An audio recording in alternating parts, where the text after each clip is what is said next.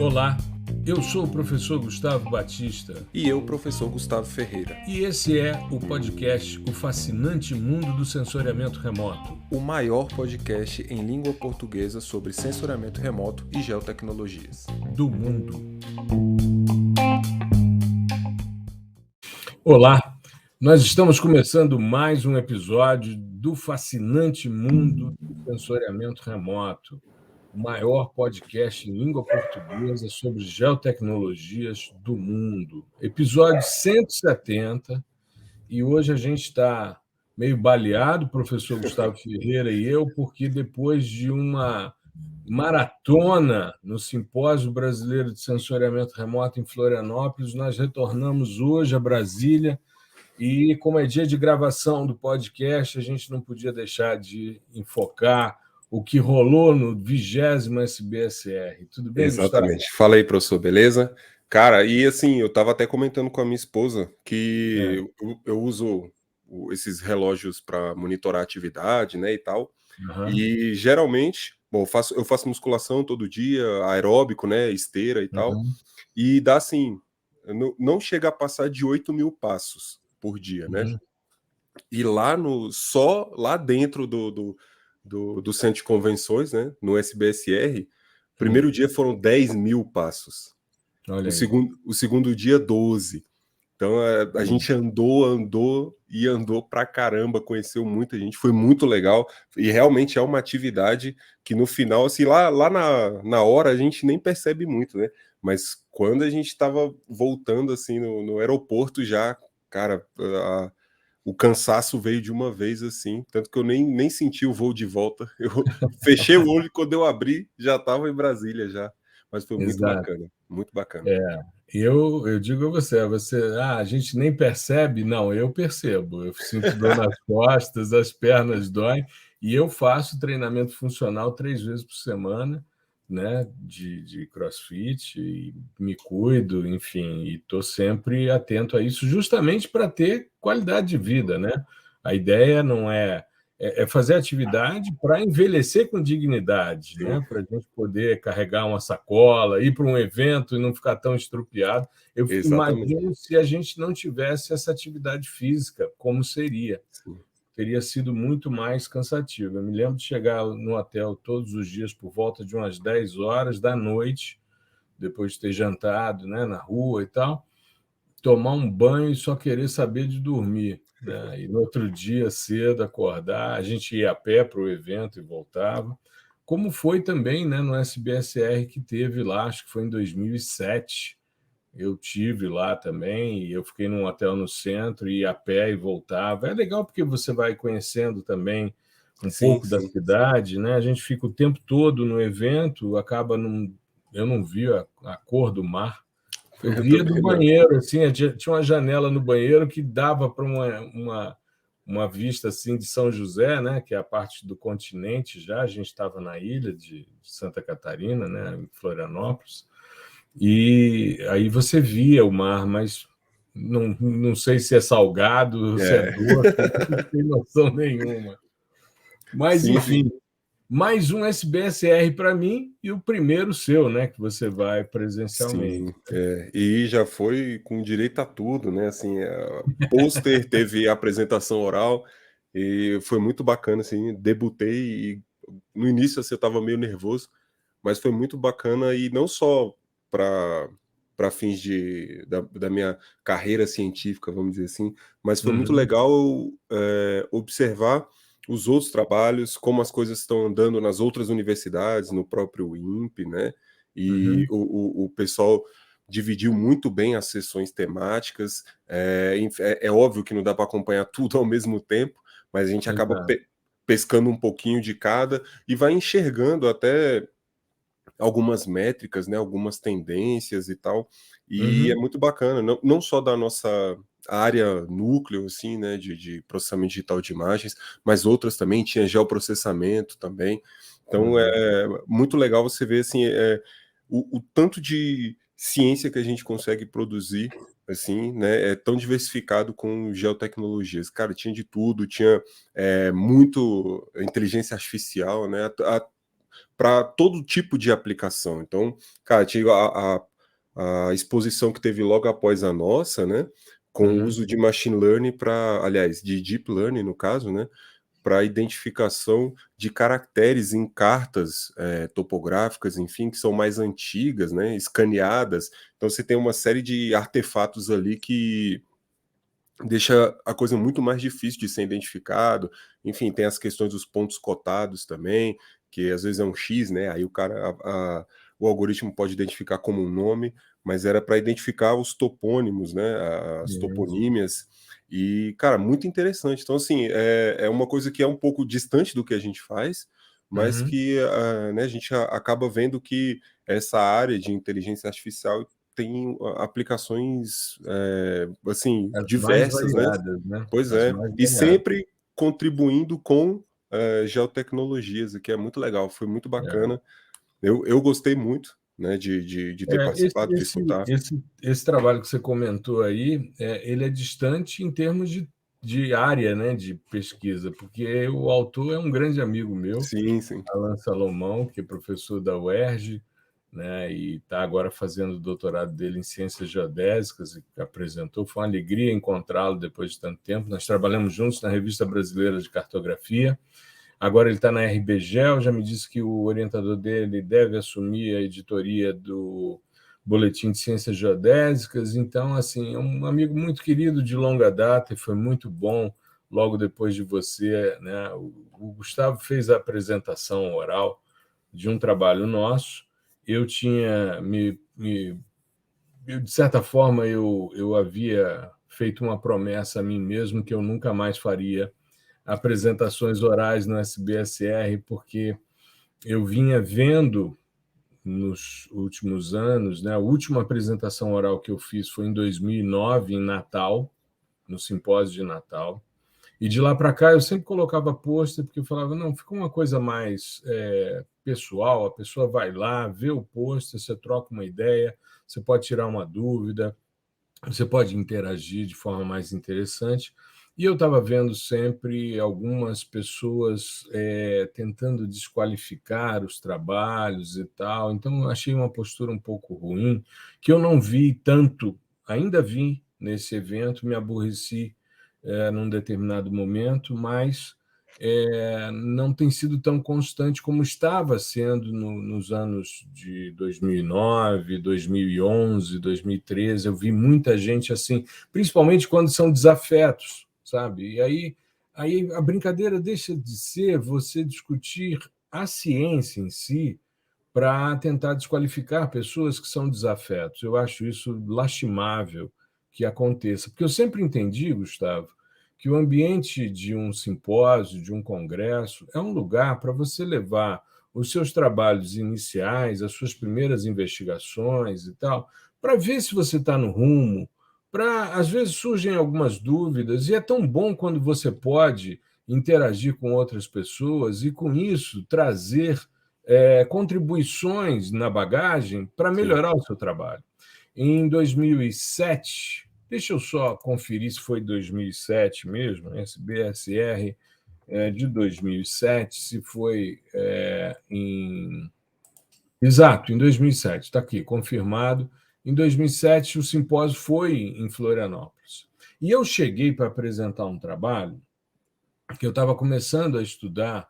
Eu tinha feito os estudos prévios antes do lançamento do Aster, eu já tinha publicações. Então, em 99, saiu um artigo meu simulando os dados Aster a partir de dados hiperespectrais, que é uma potencialidade do hiperespectral, né? Você simular dados multi e hiperespectrais a partir de funções de resposta, né, espectral, ou seja, a função de ganho dos detetores, você simula as bandas. E aí, quando o Aster saiu, havia um problema que tinha sido pouco divulgado, que era o problema do crosstalk, que era um vazamento de radiação da banda dos detectores da banda 4 em direção à banda 5 e à banda 9. E isso bagunçava os espectros. O Aster subdividia a banda 7 do Landsat em 5 bandas. Então, a gente teria feições espectrais específicas de alguns minerais, principalmente em solos, que seria assim um avanço muito grande. os carbonatos sairiam com suas feições marcadas, seria uma contribuição muito grande. Mas esse vazamento, ele acabou, é um defeito de engenharia, de projeto, tanto que isso gerou um superaquecimento e depois o sensor suor deixou de funcionar, desde 2008. Então, eu estava apresentando um trabalho e os meus espectros não batiam, as feições eram esquisitas e tal. E a sessão que eu estava era coordenada pelo professor Álvaro Crosta, que já esteve aqui no podcast, já esteve com a gente em live, você teve a oportunidade de conhecê-lo, sim. percebeu o ser humano maravilhoso que ele é.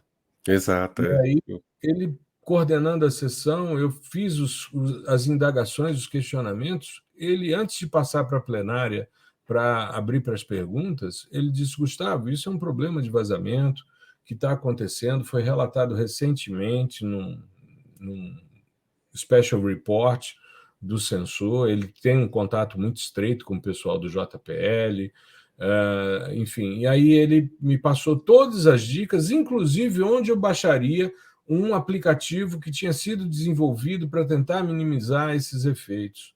Então, assim, você traz na bagagem muita informação, muita coisa legal.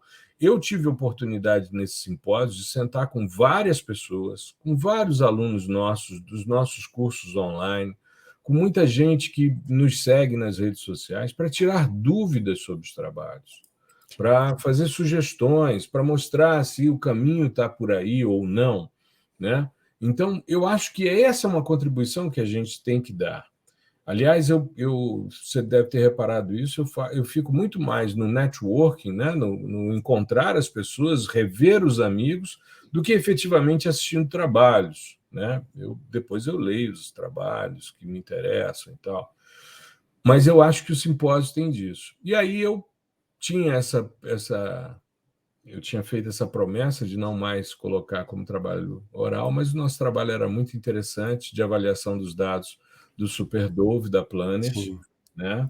Era uma resposta à própria Planet que eu queria dar, porque eles nos aprovaram no projeto acadêmico deles, então eles nos cedem 5.000 quilômetros quadrados de cenas por mês durante um ano, e eu acho isso extremamente importante. Conversei com o diretor da SCCOM a respeito disso, do investimento que é feito em ciência e como isso deve ser, né, respondido. Continuado, né? E continuado também. E também respondido com a geração de portfólio. Então, eu coloquei o trabalho para apresentação oral, mas aí, para manter um pouco a promessa que eu havia feito, eu coloquei o professor Gustavo Ferreira para fazer a apresentação oral, e ele foi brilhante. Quem assistiu viu que ele teve ali uma desenvoltura fantástica, em momento nenhum ninguém percebeu que você estava nervoso, o negócio fluiu com tranquilidade, foi show de bola. Abriu a sessão de processamento digital de imagens na segunda-feira à tarde e fez lá uma apresentação de altíssimo nível. Uma outra coisa que eu queria conversar com você, Gustavo, também pegar suas impressões, nós já conversamos sobre isso, mas eu queria que a gente expusesse isso também para a nossa audiência. Como foi chegar num evento e ser tratado como um popstar, meu querido? Você. Foi meio estranho, né? Assim, Muito, né? Nunca tinha acontecido. E olha que eu já Deixa eu fui só fazer um músico, hein? comentário, E olha para que não eu... ficar parecendo que é bobagem nossa, diletantismo, coisas do tipo. Não, é porque é a primeira vez. Eu vou ao simpósio desde 96, eu vou desde o nono, né? Eu frequento desde o nono. Sou figurinha carimbada, as pessoas, tem muita gente que me conhece, eu estou nessa há muitos anos e tal.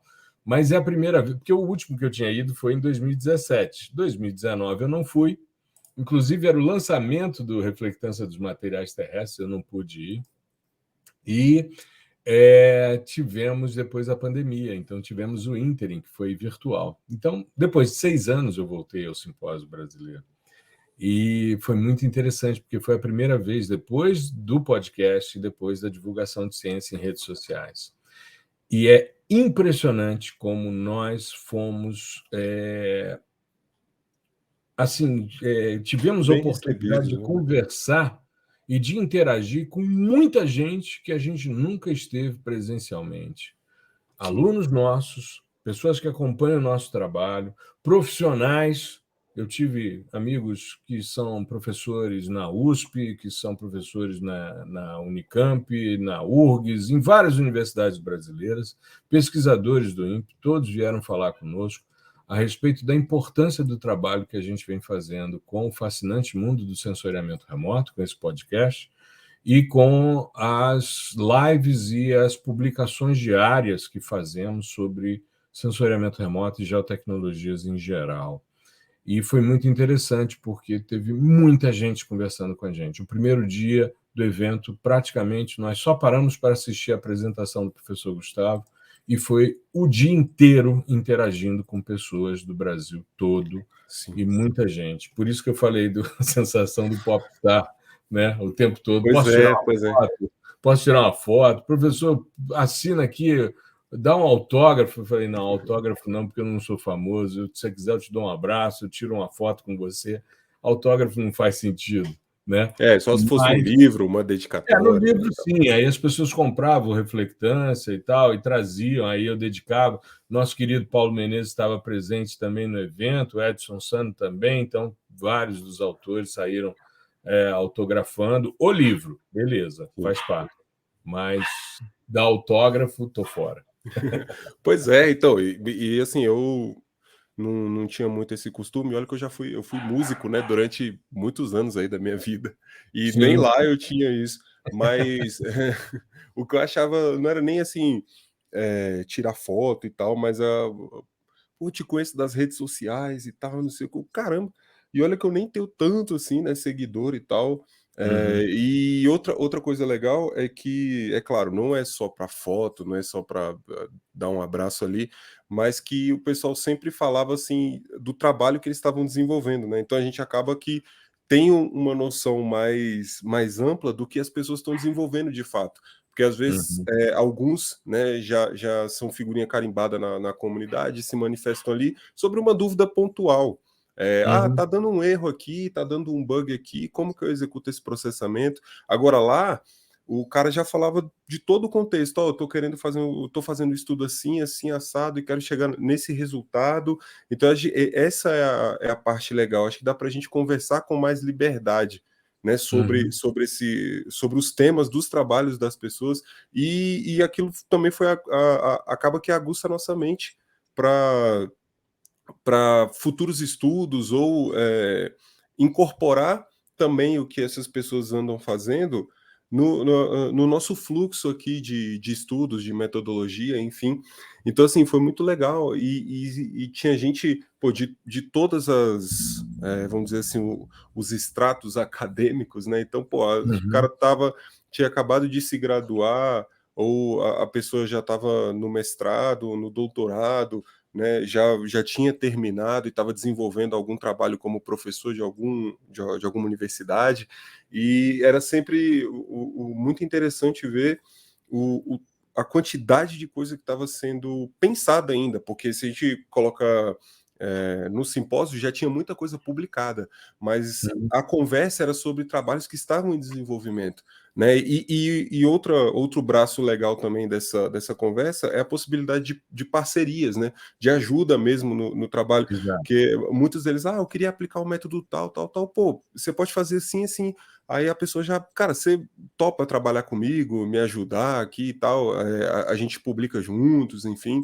você me ajuda aqui no TCC, na minha dissertação, cara, beleza, só manda lá para o meu e-mail e tal, e isso é muito, muito, muito, muito legal, porque tira um Uhum. pouco, né, às vezes a gente tende a achar que a internet é esse mundo onde une tudo e todos, mas tem algumas barreiras, né? Eu vejo que Sim.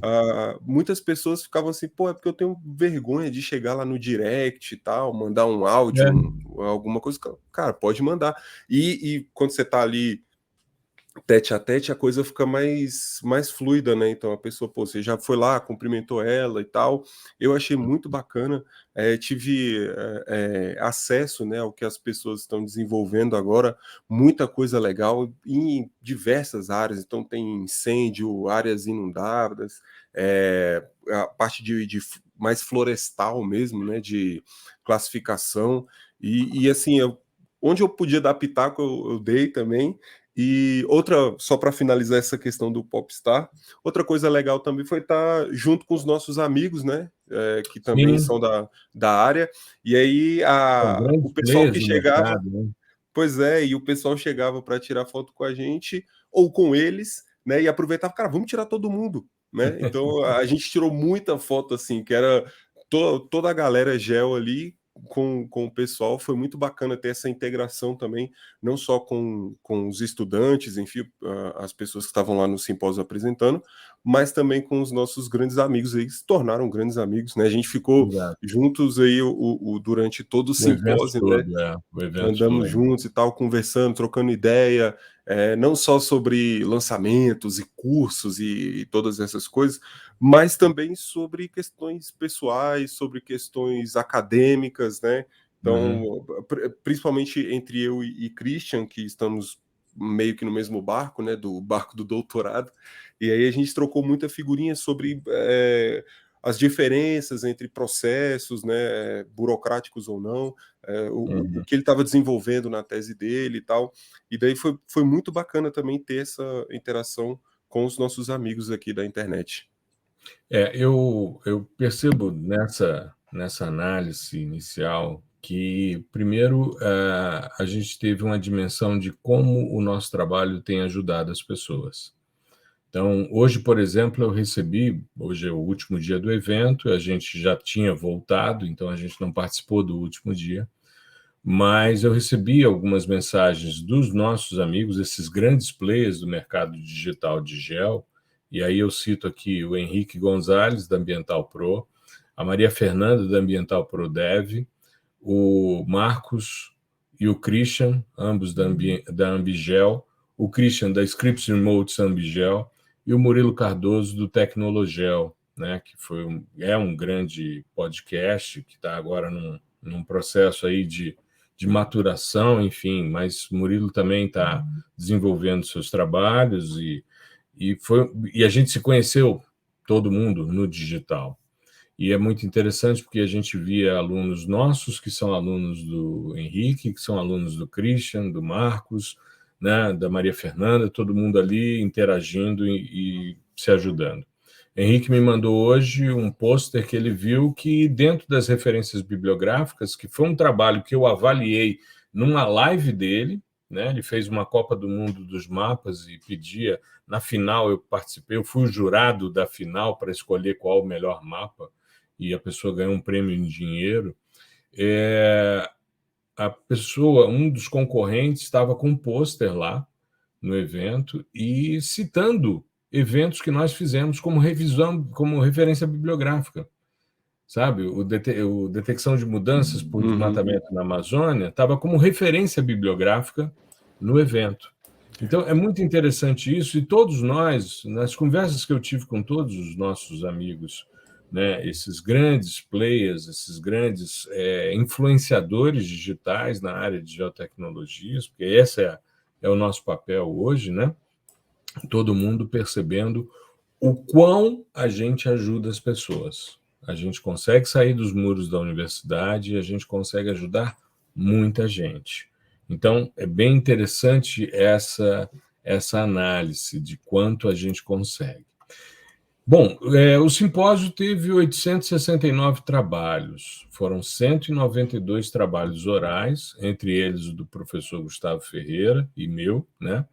Tivemos algumas sessões especiais, sessões temáticas, mas dentro da questão, foram 40 eixos temáticos, temas diferentes, mas eu queria salientar o seguinte: o tema que primeiro teve mais trabalhos foi análise de séries temporais de imagens de satélites. Então, os cubos temporais estão dominando, foram 101 trabalhos dentro dessa linha. O segundo eixo temático com mais trabalhos foi mudança de uso da terra e mudança de uso e cobertura da terra. Eu tenho uma ingresia com essa questão do uso, porque eu acho que por sensoriamento você não vê uso, você vê cobertura. Mas, enfim, foram 87 trabalhos. E depois, geoprocessamento e aplicações, 82 trabalhos. Esses foram os três eixos que mais tiveram contribuições. Então, o que a gente percebe? Dados multiespectrais, na sua grande maioria, tentar entender como as coisas avançam ao longo do tempo e, principalmente, como a questão da cobertura tem sido enfocada. E aí, é claro, geoprocessamento abrange muito mais coisas, né? É um pouco mais diversificado, mas 82 trabalhos nessa área mostram questões bastante interessantes para a gente pensar. Nós ficamos numa posição de 14º, né, 14ª instituição, no caso a Universidade de Brasília, em termos de trabalho. Nós já fomos a segunda atrás do INPE. O INPE sempre encabeça porque eles incentivam que todos os alunos participem e tal. Nós tivemos já, né, essa posição de segundo lugar atrás do INPE em outros eventos. Eu capitaneei muita coisa em cima disso, então eu botava todos os alunos de PIBIC, os alunos da pós estavam fazendo disciplinas para promoverem os trabalhos. Como a gente teve um período pandêmico de muito trabalho virtual, eu não tive como encabeçar isso, né?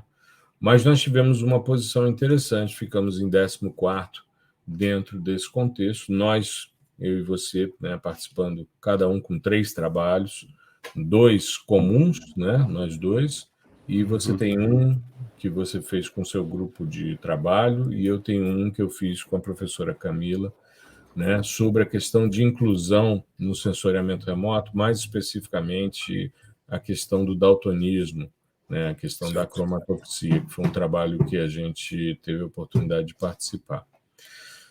Uma outra coisa legal também que a gente pôde perceber no simpósio foi a presença de alguns dos nossos grandes mestres no sensoriamento remoto. Membros da primeira geração de sensoriamento remoto no Brasil estavam presentes, e alguns deles, como é o caso do professor Paulo Menezes, que não ia a vários simpósios, tá? Esteve presente, mesmo estando aposentado, mesmo fora da academia há muito tempo, vendo o que está sendo feito.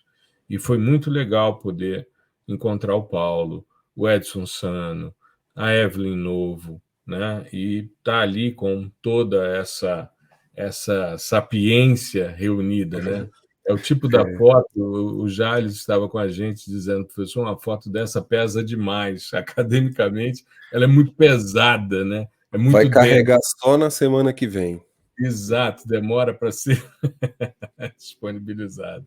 E eu tive a oportunidade, você estava comigo, eu tive a oportunidade de falar com a professora Evelyn, que a gente tinha feito uma homenagem a ela no Dia Internacional da Mulher, quando a gente a homenageou em nome de todas as mulheres que trabalham com sensoriamento remoto. Evelyn é da primeira turma do mestrado do INPE, colega do Paulo, e é autora de um dos principais livros de sensoriamento remoto, um dos primeiros livros que a gente tem no Brasil, em língua portuguesa, sobre sensoriamento remoto. Foi onde eu comecei a estudar, onde eu li, né, sensoriamento remoto a primeira vez no livro da professora Evelyn.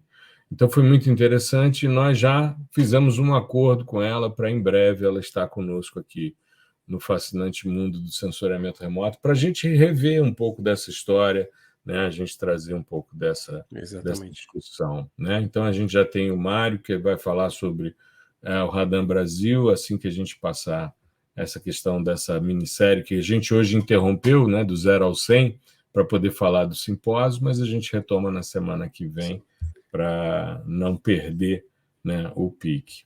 Esse ano também foi legal, encontramos várias pessoas com disposição, né, para vir aqui falar com a gente sobre o seu trabalho, sua carreira. Então, assim, a gente saiu com pelo menos uns 5 episódios já para garantidos.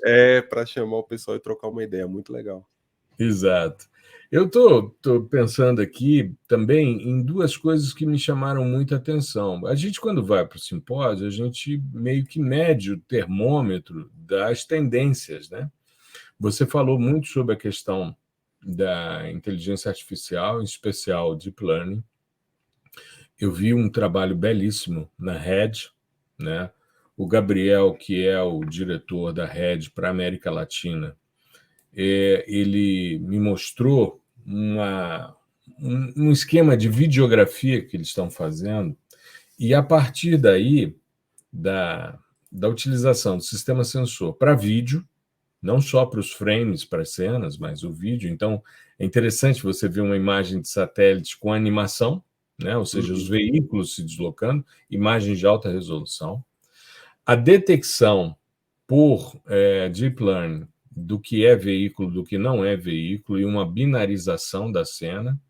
E, ao mesmo tempo, mapas de calor feitos a partir desse tipo de análise para você entender fluxo de veículos dentro de um ambiente urbano. Eu achei isso sensacional. Ele vai me passar depois esse vídeo para eu fazer uma postagem nas nossas redes sociais, claro que citando a fonte, e a gente vai discutir isso daí. Mas eu vejo uma outra tendência também muito interessante, que é o retorno dos sistemas hiperespectrais à crista da onda. Então, esse simpósio me mostrou, Gustavo, não sei se você observou isso, a gente chegou a conversar um pouco sobre essas questões, né? Ou seja, esse episódio é fruto das reflexões que fizemos ao longo desses dias e do que observamos. Mas, primeiro, sistemas hiperespectrais que já estão disponíveis, como o Prisma e o Nmap. Então, as pessoas falando sobre isso, sobre as potencialidades dos sistemas, né, das agências espaciais italiana e alemã. Tudo certo.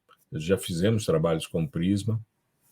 O sistema sensor é interessante, com o problema, claro, de uma baixa relação sinal-ruído em algumas faixas do espectro, o que é comum em sistemas orbitais. Sistemas aerotransportados, você consegue ter uma relação mais alta, ou seja, menos ruído e mais informação.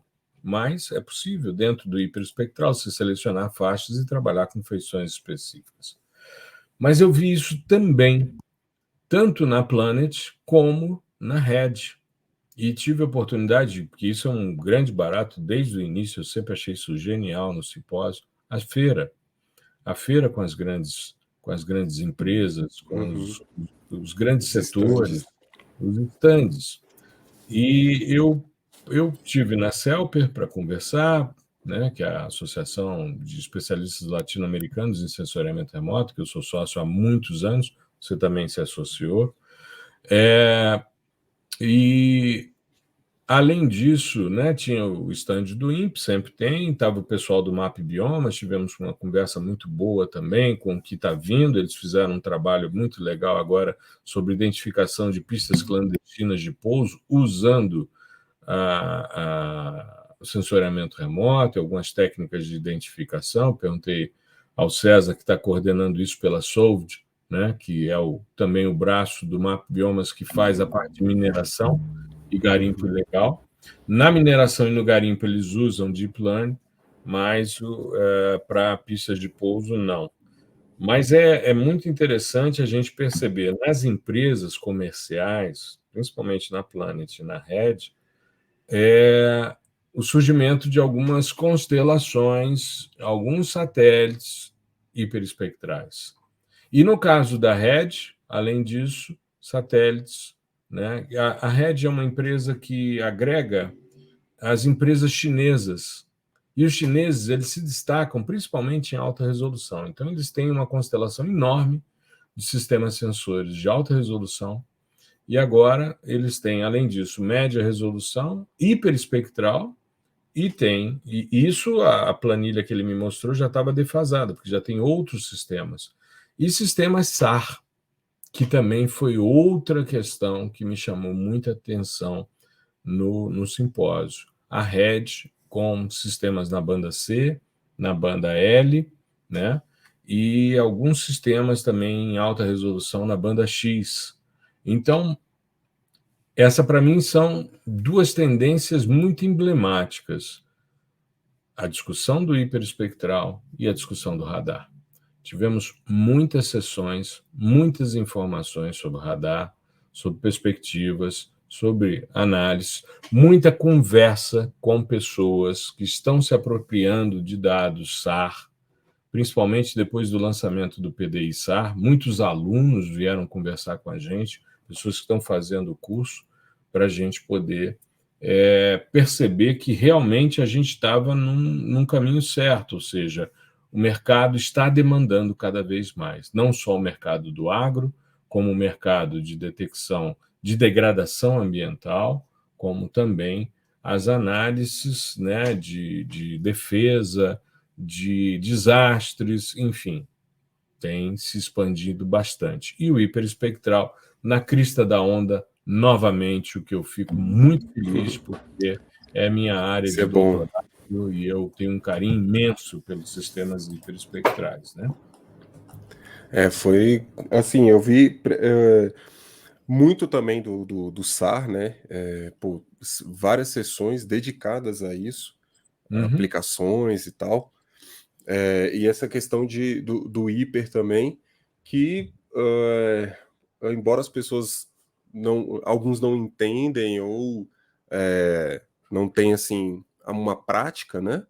Vai uhum, ser um retorno assim, já tá posto. Inclusive, né? Conversamos com o pessoal da Planet que vai lançar o Tanager, né? uhum, Que vai ficar com essa parte aí do hiperespectral, se eu não estou enganado, com 30 metros de resolução espacial e promete uma relação sinal-ruído melhor, né? E com o mesmo esquema de acesso aos dados para o pro programa educacional e tal. Então vai ser muito legal porque as análises elas vão acabar se expandindo para comparações ou igual a gente fez também no nosso diferenças, né, entre os sensores multi e os hipers que serão lançados, né? Então essa ideia de integração também estava muito forte. Em sessões SAR você tinha muito integração de dados, seja ótico e SAR, dados de campo e SAR, né? uhum, SAR, integração entre eles, né, outras bandas, né? Mas você tinha muito essa lógica de integrar, né? E querendo ou não, em uma instância maior, o simpósio nada mais é do que a integração de pessoas, né, que vão se relacionar ali e sair dali com ideias novas, ou a mente um pouquinho mudada com relação a algum conceito, alguma técnica que foi colocada anteriormente para elas.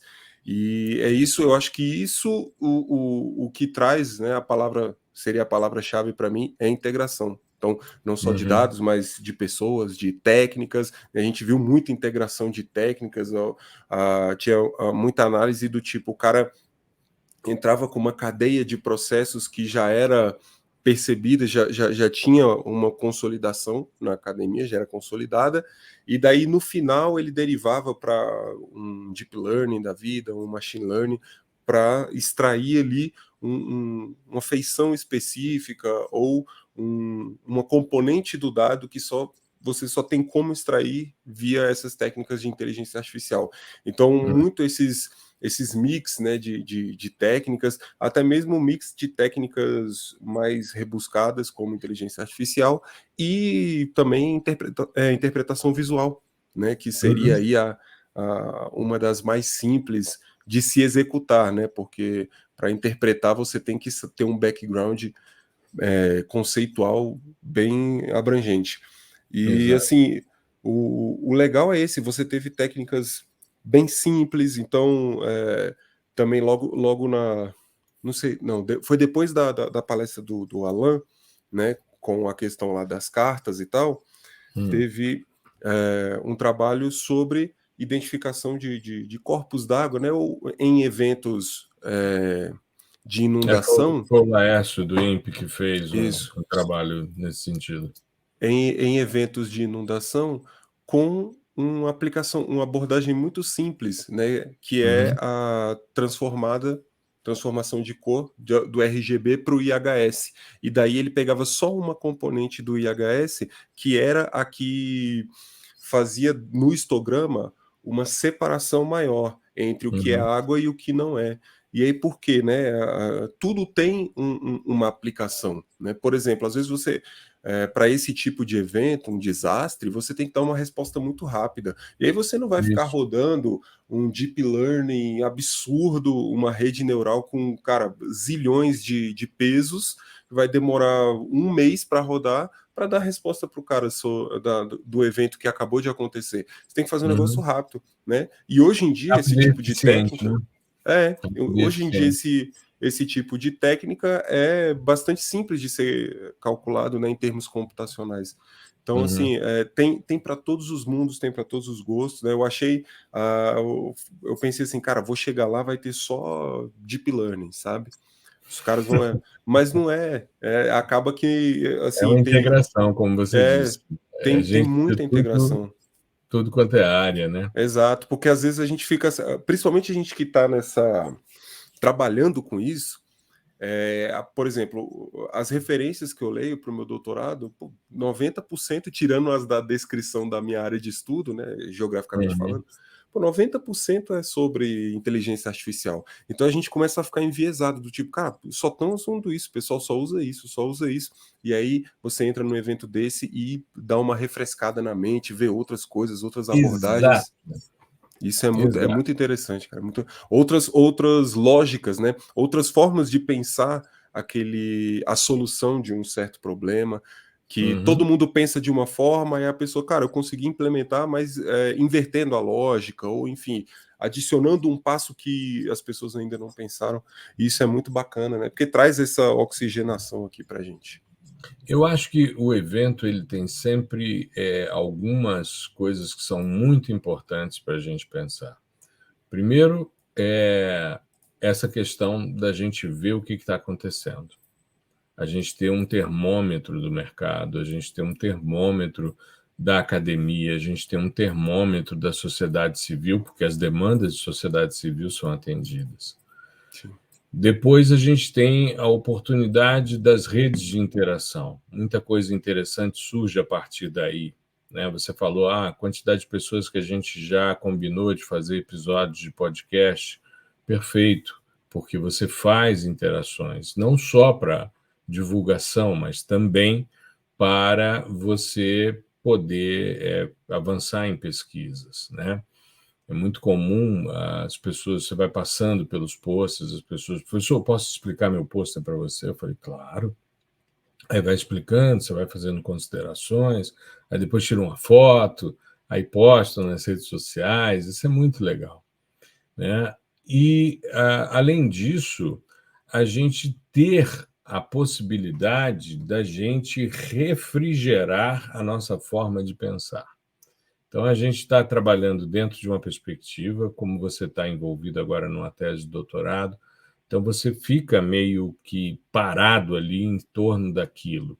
Eu, como já estou num processo mais liberto dessas demandas, né, eu já não preciso mais defender uma tese, eu agora tenho que pensar daqui a algum tempo, daqui a pouco tempo, eu tenho que começar a construir o meu memorial descritivo para a minha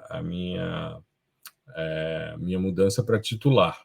Aí eu tenho que construir um memorial sobre o que eu fiz na minha carreira. Né? Então eu preciso repensar um monte de coisas. É legal você revisitar essas coisas também. Uhum. E na minha carreira, o SBSR é extremamente importante. Tá Já houve presente em todas momentos, as fases, né? em todas as fases, já houve momentos de muita felicidade, principalmente quando estava fazendo mestrado, que foi quando eu comecei, quando eu estava fazendo doutorado, que as discussões eram interessantes, então as dúvidas surgiam e me motivavam a mudar determinadas coisas na tese, até porque eu estava desbravando um terreno que era, né, inóspito ainda e muito pouco explorado, que era o sensoriamento hiperespectral. Quando eu comecei, nem composição colorida a gente sabia como ia fazer. Né? O que você coloca com 224 bandas? O que você coloca no R, no G e no B? É difícil pensar nisso, né? Quando você não tem esse traquejo com o dado. E você se deparar com coisas novas. Mas é muito legal você perceber que é uma grande congregação de tudo que é feito. E aí eu queria ressaltar um ponto que eu acho genial e eu queria prestar uma homenagem aqui ao professor Clóvis Filho, da Universidade Federal do Rio Grande do Sul, que fez algo genial, que foi um jogo do tipo super trunfo sobre satélites e sensores.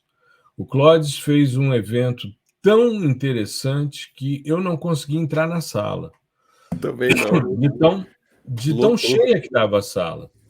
Mas aí tem uma questão que eu falei com ele também a respeito disso. A gente tinha almoçado juntos, tínhamos conversado muito sobre isso, inclusive eu fiz a sugestão e me propus ajudá-lo também na incorporação de outros sistemas sensores, como o SAR, como o hiperespectral, para a gente ampliar a estrutura, ou seja, quando vierem agora as atualizações dos jogos, né, envolver outros sistemas sensores. Uma quantidade imensa de sistemas sensores, em que você disputa a partir de características dos sistemas, resolução espectral, radiométrica, temporal, espacial, né?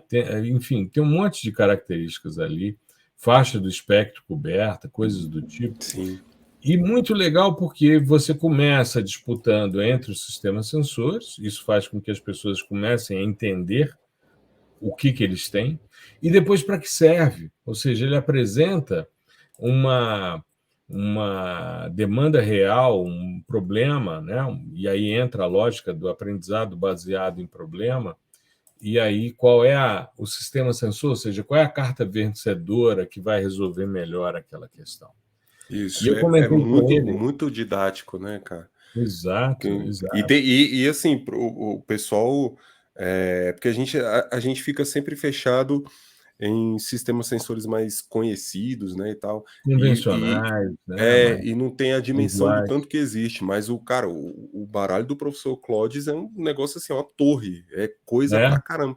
E ainda tem coisa que não está contemplada, por exemplo, o sistema SAR, né? exato, exato. Os E, hiperespectrais, eu pois acho que é, também não estão contemplados. Mas eu achei muito legal. Eu, por exemplo, quando ele me deu o baralho, né, ele me deu um exemplar do baralho completo, depois da apresentação dele, para usar nas minhas aulas. E aí a primeira carta que aparece é o Perusat. Aí ele falou, pô, aqui tem um Perusat e tal. Eu falei, pois é, eu já trabalhei com Perusat, porque eu fui professor em Arequipa e a gente fez um estudo e a gente usava. E o Perusat ele tem uma resolução de 1 metro e 1,7 metro e tem um multiespectral, enfim, eu não me lembro direito, eu tenho que dar uma olhada agora na carta para poder falar disso, mas é muito legal essa ideia. E por que ficou lotado? Primeiro porque é uma ideia genial, mas ficou lotado porque a sessão de educação é sempre colocada numa salinha pequena, porque tem pouca gente. Se a gente for, deixa eu pegar aqui a estrutura do evento, só para a gente tirar uma prova aqui. Vou pegar eixos temáticos, educação. Educação. Nós temos aqui 10 trabalhos apenas. 10 trabalhos. E um deles, Jogo do Trunfo, Satélites e Sensores, Experiências e Perspectivas no Ensino do Sensoriamento Remoto.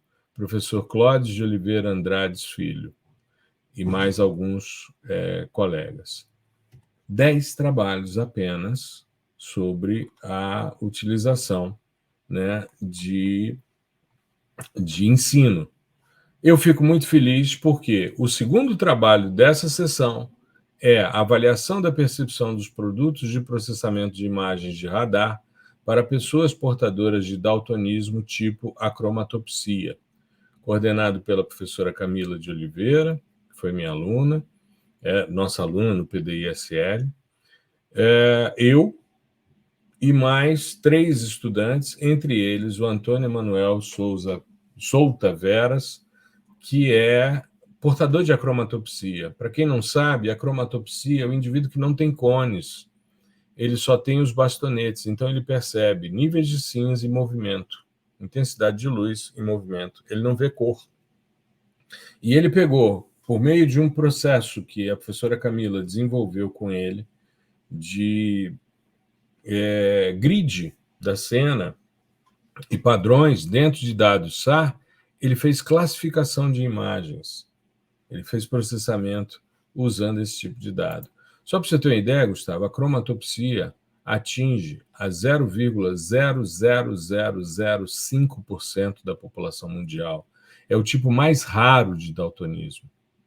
Então, quando a gente faz, e eu fico muito feliz de ter um trabalho na sessão, um dos 10 trabalhos. Então, assim, eu chamo atenção para isso, por quê? Porque o ensino é fundamental. E se não fosse por isso, se não fosse a nossa intenção de ensinar com o podcast, com as postagens diárias, com as lives mensais, a gente não tinha tanta inserção hoje em termos de sensoriamento remoto.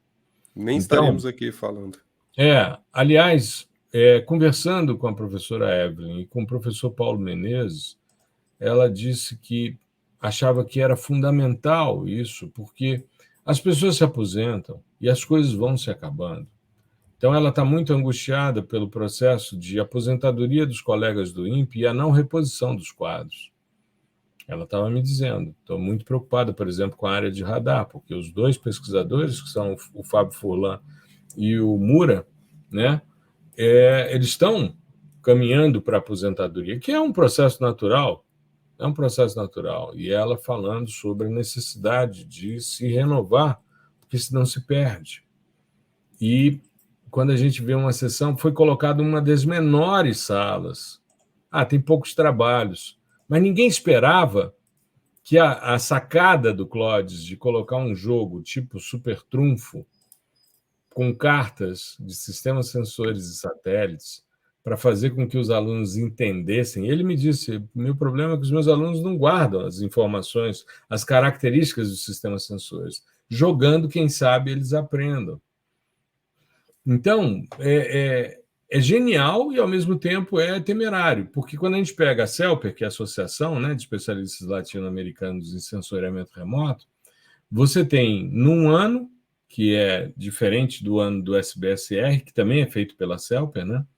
Então, um ano é o SBSR, que é o brasileiro, o outro é o internacional da CELPER, que envolve países da América Latina e o México, né, nesse processo. Então, ano que vem tem evento CELPER. Aliás, a gente precisa se organizar, porque são sempre lugares muito legais para a gente ir. Opa! Esse ano tem a jornada de educação no sensoriamento remoto da CELPER. Por quê? Porque no ano seguinte ao simpósio internacional, eles fazem um evento de educação. Já participei de um em Feira de Santana, organizado pelo pessoal da UFS, que foi em Lençóis. Foi magnífico. Um petit comitê, ou seja, meia dúzia de pessoas, porque pouca gente discute essas questões, mas aí você tem a oportunidade de sentar todo mundo numa mesa, num jantar, e bater papo, e trocar ideias, e estabelecer vínculos. Então, eu acho que é emblemático. O trabalho do Clodes foi emblemático. Ele marcou uma presença muito grande, tanto que foi uma das fotos que eu fiz no post de quarta-feira passada, quando a gente fala sobre o que aconteceu.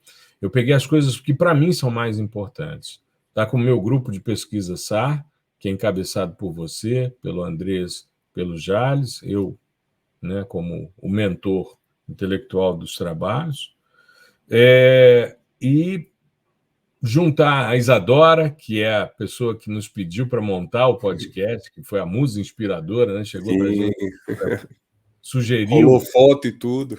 Exato, e ela muito feliz. Ela sentou do meu lado e eu fui fazer o post do dia, na segunda-feira.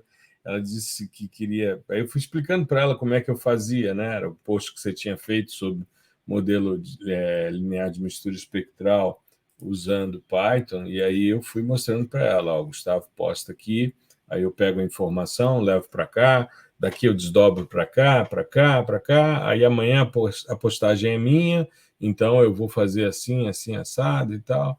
E aí no meio da sessão, a ESA manda um vídeo, uma animação mostrando o fluxo de navios no Canal do Panamá em comemoração dos 9 anos do Sentinel-1A, que popularizou estupidamente, né, de forma violenta, o radar.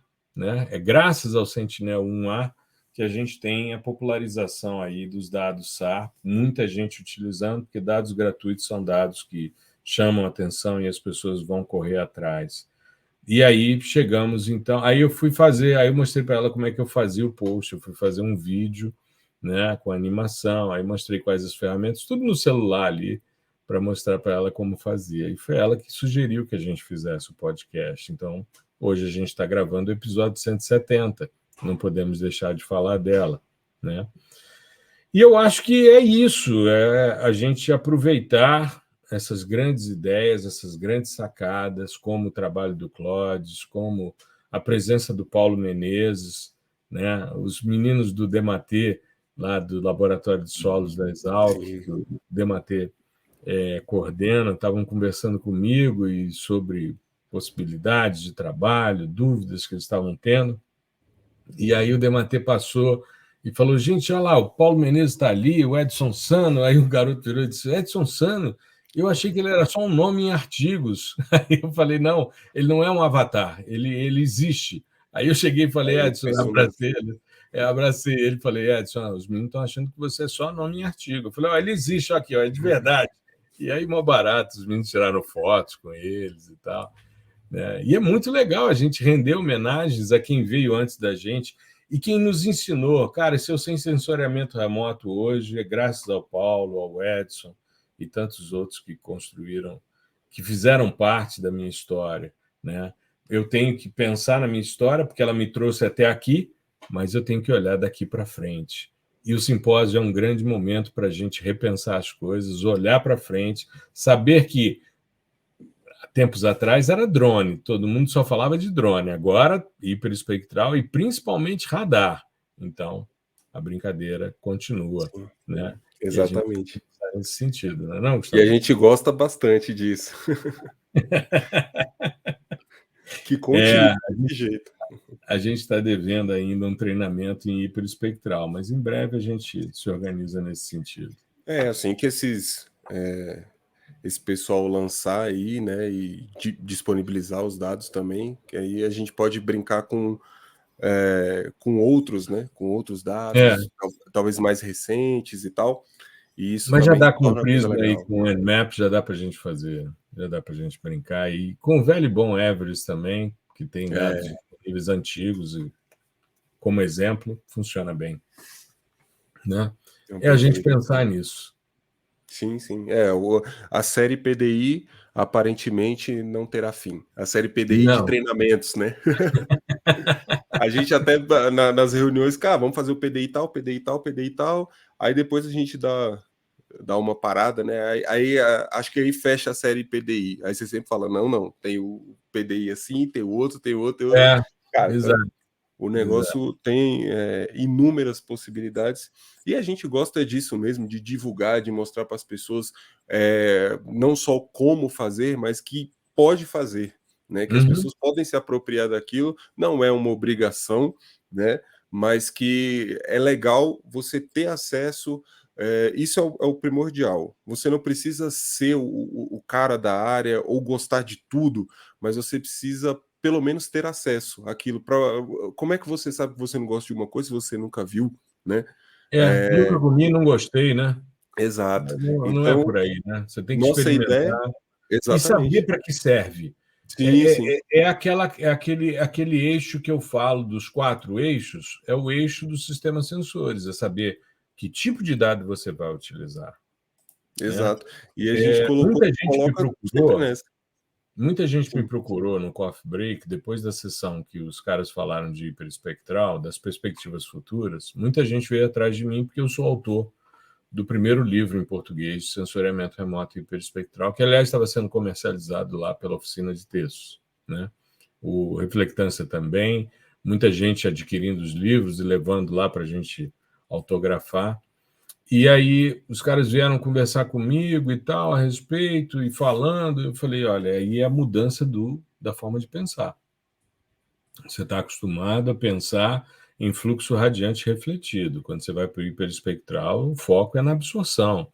Então, você tem que mudar, virar chavinhas. É como, por exemplo, quando a gente está trabalhando com radar. Você está trabalhando dentro de uma perspectiva de radar e aí, de repente, você tem que pensar em comportamento elétrico e rugosidade de superfície. Então, gira a chave. e vai mudando para cada sistema sensor. É como no super trunfo do Clodes, pega a nova carta, serve para o que eu preciso? Não serve, então vamos pegar outra carta no baralho. Exatamente. Para a gente poder atender as demandas. Isso é muito legal, e é algo que não tem volta. Ou seja, cada vez mais dados disponíveis, mais sistemas sensores, mais possibilidades de trabalho, mais integração de informação, mas sempre pensando que a questão da teoria que está por trás embasa tudo. Sem isso, sem compreender a teoria que está por trás, é entusiasta, não é especialista em sensoriamento remoto, né? Exatamente. E aí Por isso que a gente fala que não é obrigado, né? Mas se você quiser ser um especialista, aí sim você tem que trilhar esse caminho, né? Não pode deixar de fora. É claro que uma hora ou outra você vai acabar se enveredando por um caminho mais específico, mas você tem que conhecer tudo que você pode, né? Todas as possibilidades e potencialidades que você pode utilizar para resolver seus problemas, sejam eles na academia ou no mercado. Que no final das Exato. contas é isso, a gente está resolvendo algumas questões, né? E às vezes até mesmo propondo alguns problemas que antes não eram nem pensados, né? Exato. Bom demais. Valeu a pena. Agora é se recuperar, né? Porque Isso. depois de um evento como esse, a gente que já não é mais garoto, eu pelo menos fico estrupiado um bom tempo, mas a Vai gente se demorar também para recupera, voltar. e que venha o próximo simpósio, né? Exato, No exato. próximo estaremos lá, se Deus quiser, para a Com gente certeza. continuar avançando e percebendo como a gente pode ajudar as pessoas. Esse é o grande diferencial. Estar no Exatamente. digital tem essa característica e isso é um privilégio. É um privilégio Exatamente. poder estar como todos os players do mercado digital estavam salientando lá. É um privilégio você poder ajudar as pessoas a avançar nos seus campos de conhecimento. Seja trocando uma ideia, assistindo um pôster, conversando, tirando uma dúvida, dando aula, apresentando um trabalho, seja o que for. Você tem sempre Exatamente. essas potencialidades. Não é isso? Meu Exato. querido, é isso. Acho que agora é hora da gente encerrar o nosso episódio e descansar para a gente dar continuidade, né? Uma boa semana a todos, fiquem bem. Se cuide, Gustavão, e a gente É vai se isso. falando. Bom, o mesmo aqui, né? Desejar aí sucesso para o pessoal e o próximo episódio a gente retorna já para nossa série, né? E onde falaremos aí sobre a questão das resoluções e também como a cena, né, é gerada, como é que é feita a aquisição dos dados. Vai ser bem legal. Então, a gente quis dar esse report aí para vocês do que aconteceu no SBSR, porque é o evento, né, da nossa área aí O grande, né? de 2023, então não poderia ficar de fora, tá? Espero que todo mundo tenha ficado bem aí, tenha tido uma boa Páscoa, né? Segunda pós domingo de Páscoa. Exato. E é isso. Nos vemos na próxima semana. Um abraço.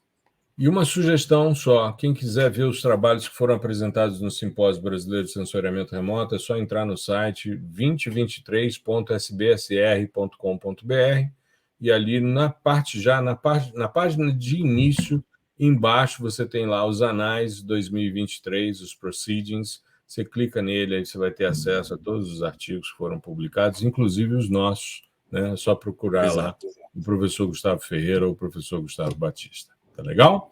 Uma boa semana a todos. Fiquem bem. Se cuidem. Um grande abraço. Tchau, tchau. Abraço.